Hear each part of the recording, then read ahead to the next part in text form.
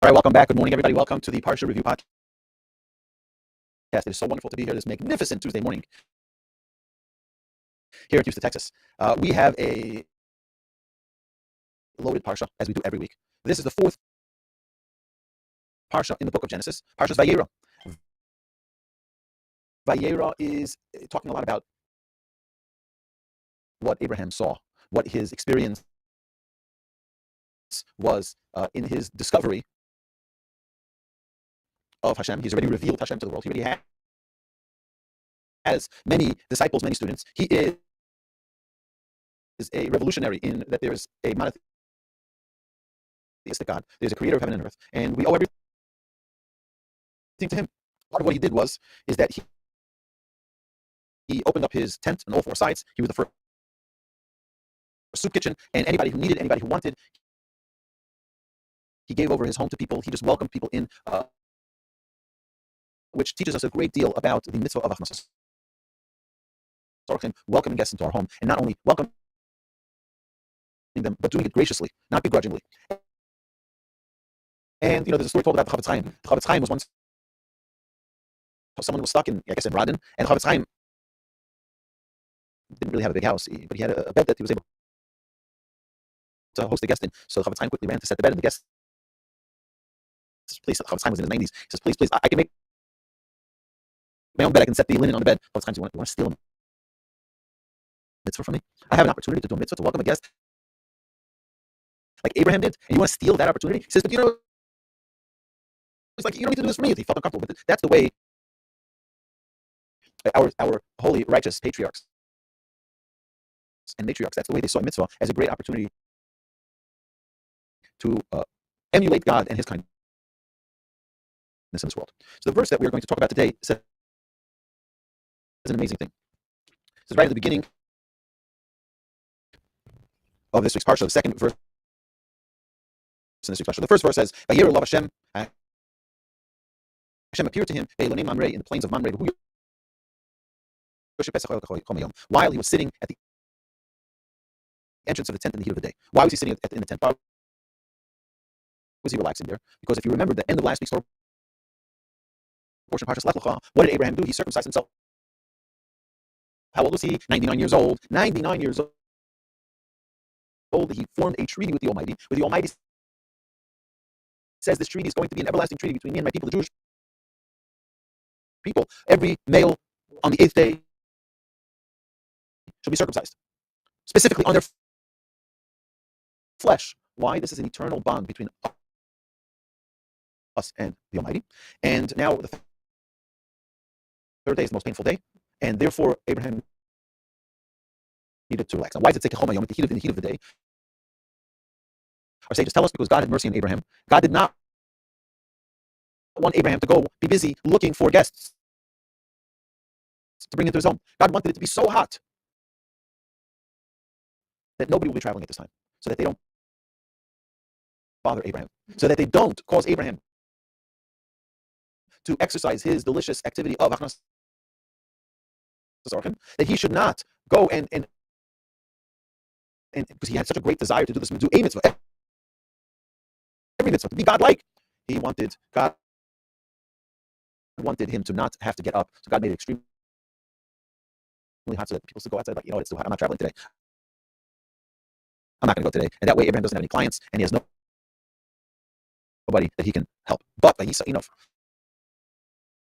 suddenly he lifted his eyes, and he saw, and he saw that there were 3 men standing over him. Perceived, he noticed them. He ran towards them, from the entrance of the tent, and bowed to the ground. So there were 3 people. Rashi immediately tells us who the 3 people. They were angels guised as men. What were they there? They were there for a mission. Each one. Now, sages tell us each angel can only do one mission at a time. Okay, they have one task. One was to tell Sarah that she's going to have a baby. One was to turn over Sodom and Gomorrah. another angel. The third angel is there to heal Abraham. All right, what's going on over here?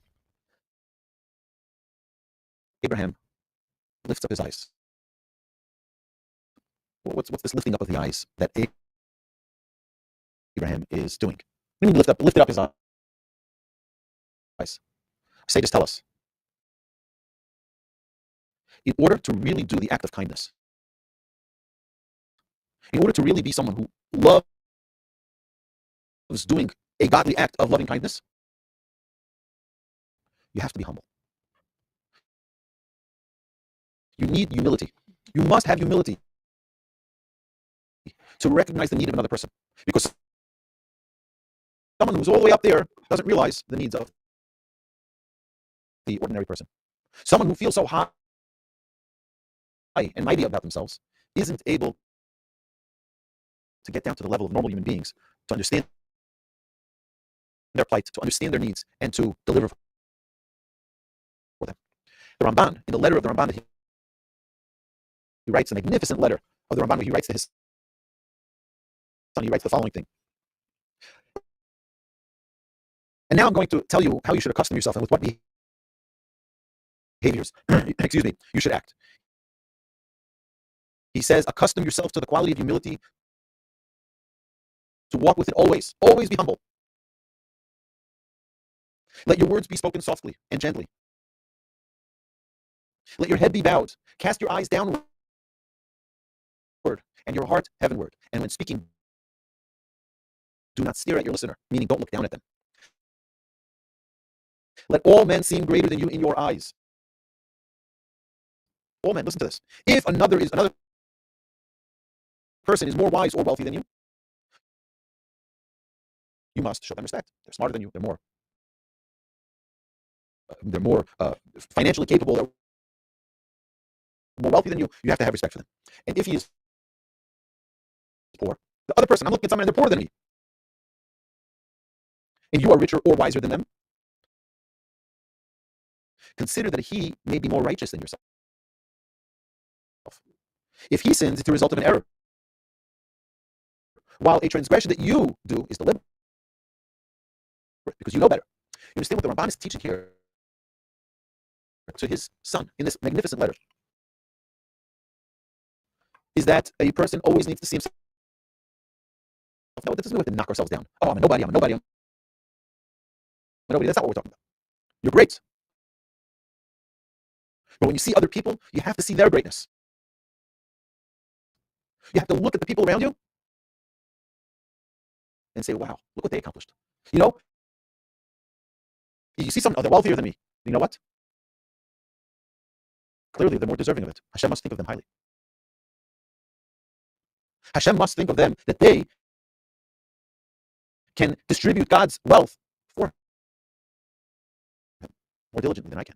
Someone who's wiser, Hashem sees more potential in them, perhaps, and they can accomplish greater things. Not to look down on yourself. You have to think of yourself great. You have to think of yourself as someone who's gifted by the Almighty. But you know what else you have to do? You have to make sure that you look at others and see their greatness. You have to be able to see their greatness. So how do we get to this? So we know that we're obligated to learn Torah. We're obligated to do mitzvot, to give tzedakah, to give charity, to do acts of loving kindness. Our sages tell us that a person, I'm going to read you from the Chida, the holy Chida. He says as follows. Yesterday we don't really need to work on humility. We're so low already. We don't need help, okay? We're a lowly generation. A person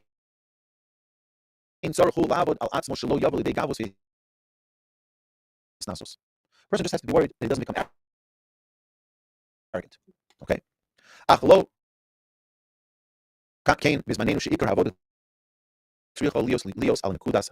said that today in our generation, the most important quality that we need to invest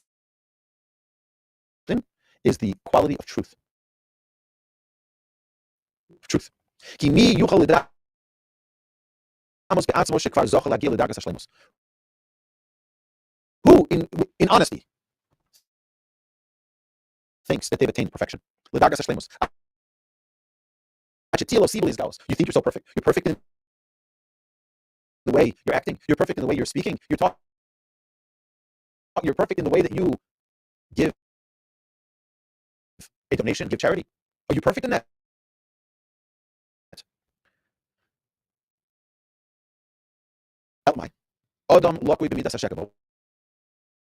What's the matter is we fool ourselves. He tries to trick others that he does everything with benevolence, with perfection, but really he's tricking the world and he's tricking himself. If a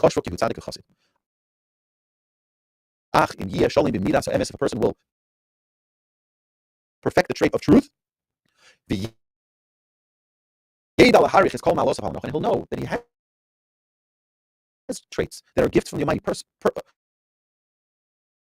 positive traits, in which he possesses greatness. This is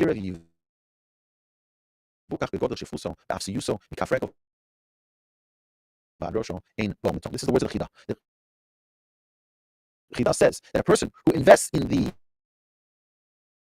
trait of truth will be honest.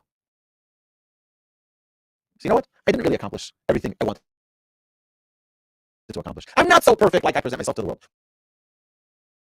We like to present ourselves as being perfect. We like talking. We like backing up everything that we say with a story of how we did something and how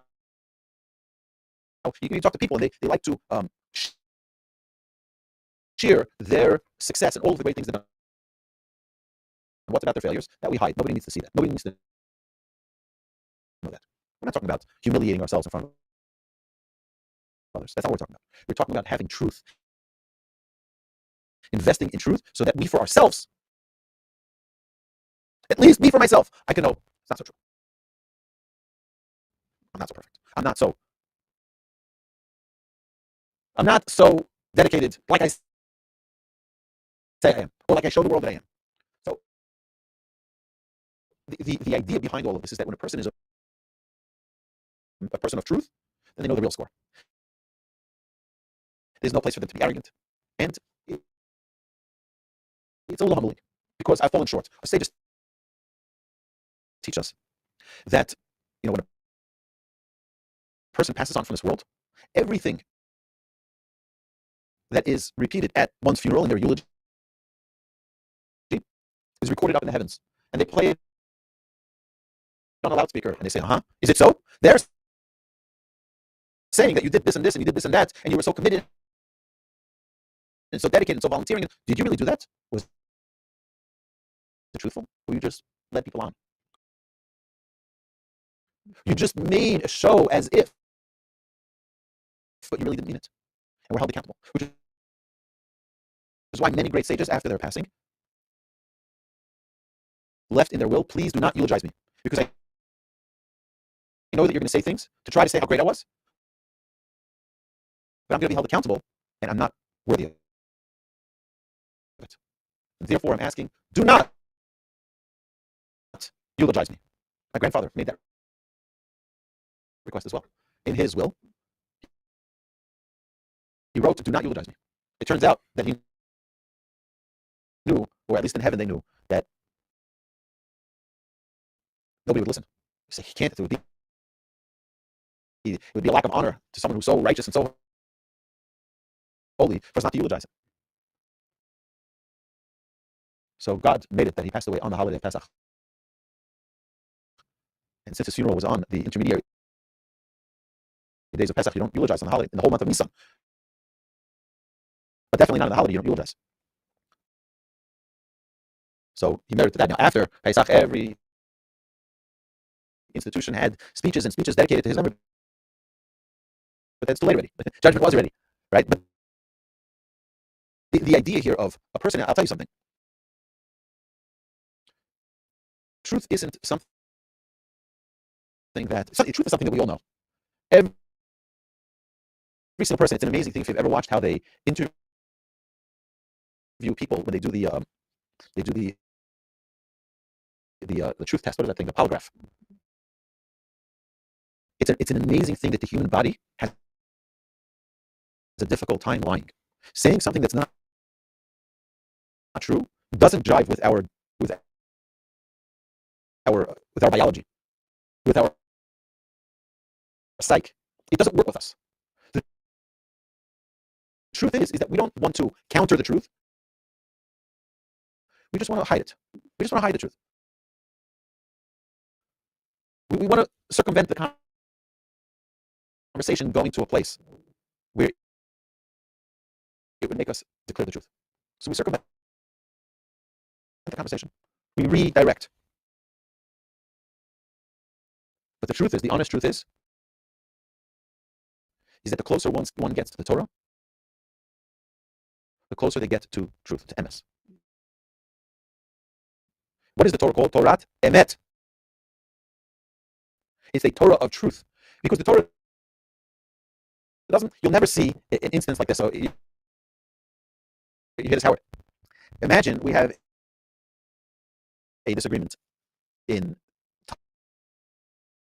Talmud, right? You look at the Tanaic sages, and they have disagreements. One says that the tallest a sukkah can be 20 amot, 20 cubits, and one says it could be 10 amot. So let's just compromise. And let's do 15. You don't find compromise ever in the Talmud. You don't find compromise because compromise for sure is not true. Never. Right? So imagine. I say, Mark, Mark, you owe me $10, and you say, I paid it back. I'm like, no, you didn't pay it back. Right? So we go back and forth. We say, okay, we have 3 people sitting here. Let's ask them what to do. What are they going to say at the end? And I say, you know what? Compromise. Give them $5 and that's it. Call it a day. Is $5 real? No, $5 for sure is not true. Why? Because it's either 10 or it's nothing. So where's the compromise coming? But we compromise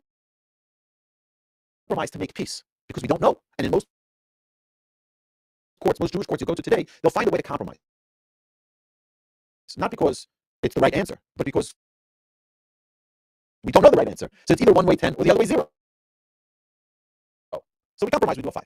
5 is certainly not true. You understand? When we're talking about truth, it's absolute truth. We never see a compromise. There's only one time in halacha that we see a compromise. You know what that is? With the laws of Mezuzah. There's one opinion that the Mezuzah should be completely vertical, and the other opinion that it should be completely horizontal. How do we put our Mezuzahs on our door? We put it on a slant. Our sages tell us to remind you every time you walk into your home. If you want success in your home, you need compromise. That's the only time we find compromise in halacha. It's either straight, vertical, or horizontal. You don't do slanted. Why do you do slanted? To remind you the key to success in your home is compromise. Yeah, you have to compromise. But people go crazy, but it's not the truth. You know what? You have to let go of it sometimes for the sake of peace. Sometimes for the sake of peace, you're going to have to let go of the truth. But when it comes to our character within ourselves, we can't compromise on truth. Because if you're trying to work on a trait and you're not being truthful, you will never fix the trait. The most difficult part of working on one's traits is coming to terms with your flaws. Also coming to terms with your positive traits. Your positive traits, your qualities. Many people are very uncomfortable, extremely uncomfortable. Me, I don't know. People get very, they're not willing to take it. But our sages teach us that the moment you're willing to accept your flaw, you've already repaired more than half of it. Okay, so let me give you an example. If someone is, and we have a workshop that we've done in our Musar Monday, which is the Jewish Inspiration Podcast, that that we evaluate our traits. Now, let's assume that someone needs to work on their traits. They love food. So they need to learn now to limit their indulgence in food. Okay? It's a trait. Go ahead. Ochel. He likes food. He likes to talk. He likes women, whatever it may be. So if a person doesn't coin it for himself, then what happens? He'll never fix it because he's not coming to terms with the reality that this is a flaw they have. If a person is arrogant and they don't identify their arrogance, and it will require the trait of truth, they will never appear the arrogance because they're in denial that they even possess this trait. So in order to perfect any trait, a person must have truth. Truth is the essence, which is why the name of Hashem is truth. Hashem Elokechem Emet. The essence of God is truth. You know, it's really an amazing thing that the Talmud talks about what happens after we pass on from this world. We're asked a few questions. Did you do business honestly? You can't say, well, I did industry standard. Okay, I followed what the protocols were. But then, did you or did you not act honestly in business? It's a yes or no. It's either or. Well, let me explain. Right? It's either yes or it's no. And a person needs to prepare ourselves for that ultimate judgment. When we talk about Abraham, who was the pillar of kindness, he couldn't get to that kindness if he was arrogant. He couldn't get to humility without truth. When a person is truthful, he realizes and recognizes that everything I have is from God. My good looks is from God. Yes, Mark, your good looks is from God. The ability to speak is a gift from God. The ability to persuade people is a gift from God. The ability to be a leader is a gift from God. So I'm going to be arrogant? A person's going to be arrogant for something that they did nothing for it. They got it as a gift. You know, it's an amazing thing. There was a breaking news a few years ago of a senator or a congressman.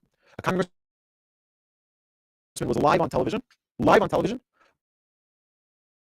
while he was talking a coherent statement. He had a stroke. Live on television. And to me, it was such an awakening moment, how Hashem gives us the ability to speak and then doesn't. We think, I have the ability to speak. I'm an orator and I'm a powerful influencer. I'm able to persuade people,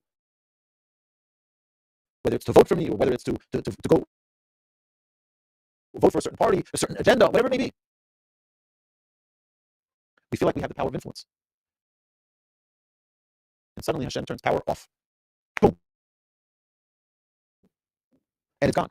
So we have to realize, where does that power come from to begin with? It comes as a gift from Hashem. Everything we have is a gift from the Almighty. Every single gift we possess is a gift from the Almighty. Successful business, be honest. It's a gift from Hashem. It's not because you're so smart.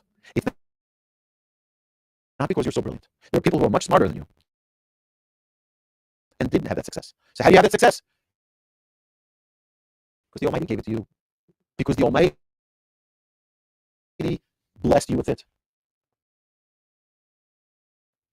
I'm going to be arrogant now of someone else. I realize I'm holding by a thread. The Almighty gave me whatever success I have as a gift. This is our lesson. We say in front of the Almighty, we say, when you bring us back to you, don't bring us back empty-handed. We shouldn't be empty-handed, meaning we should fulfill the perfection of our traits. We shouldn't go back the way we came. You perform a mitzvah, it shouldn't be just a mitzvah. It should be a mitzvah that uplifts your relationship with God. It should be a mitzvah that is influencing the entire world to become a better place. And what does it say after that? It says, so Abraham, what did he do? He took care of the guests. Then what happens? And then he goes, God tells him, by the way, Abraham, I'm about to destroy Sodom and Gomorrah. I'm ready to destroy the city of Sodom and Gomorrah.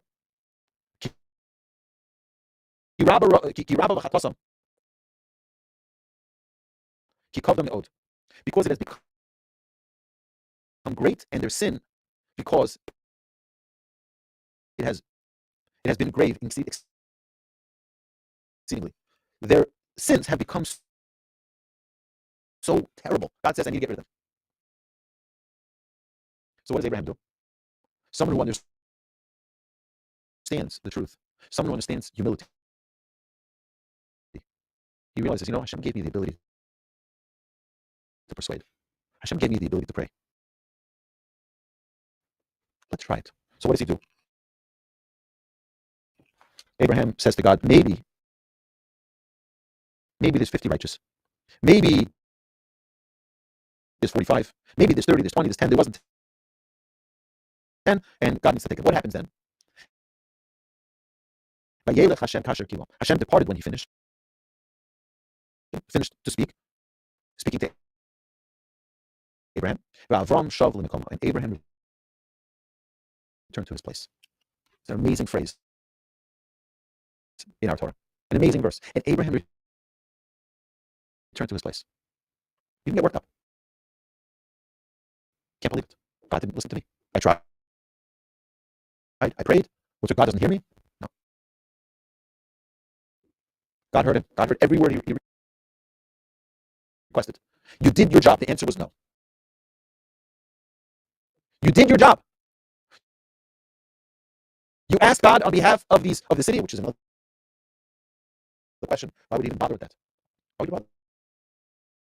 The wicked people, just let them die. Finished. Because someone who's humble sees greatness in every human being, sees potential in every human being. Abraham was a tremendously humble person, which is why he was able to give kindness to everyone. He was able to see the positive in everyone. And Avraham, Shav L'Mekomo, he returned to his place. We think that I have to provide results. Who's going to provide results? Me? You're right, the buck stops here. That's what people say. It stops here. This is where success is coming from. I have to ensure that we provide success. Abraham teaches us no. Success is not in the results. Success is in the effort. Now we get to the most important part. The most important part of a Jewish life is not results. It's effort. Our job is not to bring about results. Our job is to bring about effort. You tried? That's your success.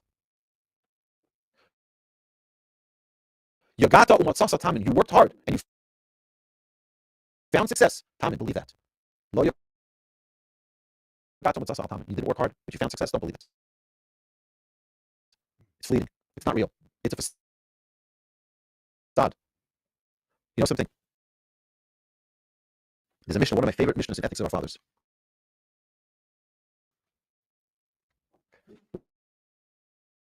There's a Pirkei Avos. Let's get a Pirkei Avos here. Here we go.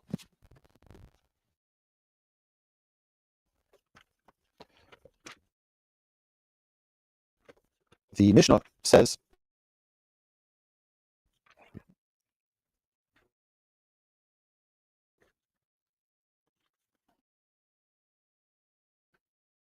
listen to this beautiful Mishnah. At the end of this second chapter in Ethics of Our Fathers.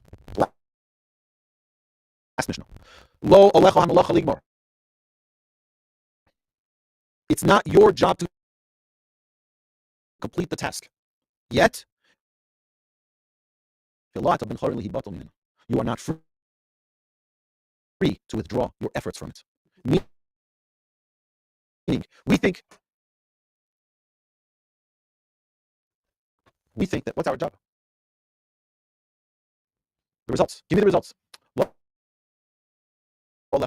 Your job is not to conclude the task to win the game.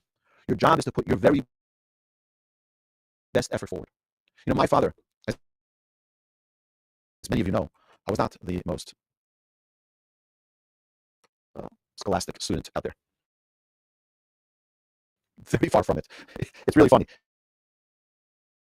I was really not a great student, okay? There are reasons for it. We can talk about it a different time. Not a great student. I'd come home with tests that were like abysmal failures.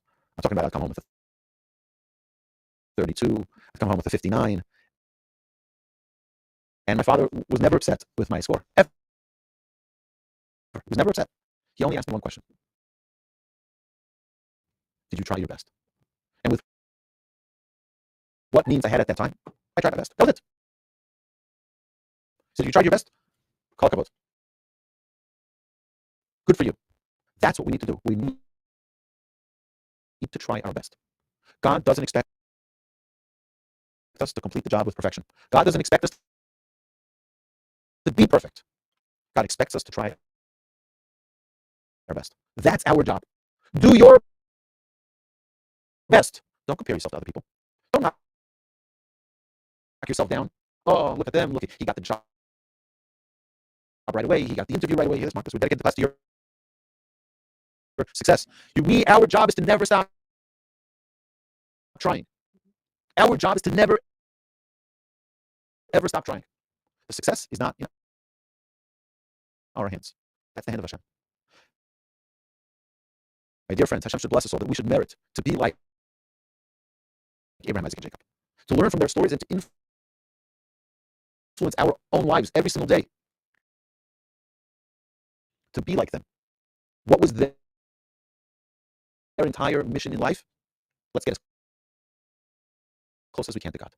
Everyone had their own way, their own method. We're in our prayer, we say, Elokei Avraham, Elokei Yitzchak, Elokei Yaakov, the God of Abraham, the God of Isaac, the God of Jacob. Why doesn't it just say the God of Abraham, Isaac, and Jacob? Because each one individual, you don't get your relationship with God by download. You don't get your relationship with God by inheritance. It doesn't get transferred from person to person. There's no friends and family plan. You have to individually work and achieve it. That's your own mission. Abraham did it. You know what his son Isaac needed to do? He also needed to do it, and he accomplished it as well. And you know what his son Jacob did? He had to accomplish it on his own. He was Elokei Avraham, Elokei Yitzchak, Elokei Yaakov. Each one of them, on their own right, on their own merit, on their own efforts, attained their level of closeness with Hashem. And that's what we aspire. We need to aspire every single day to accomplish our greatness. My dear friends, have an amazing Shabbos.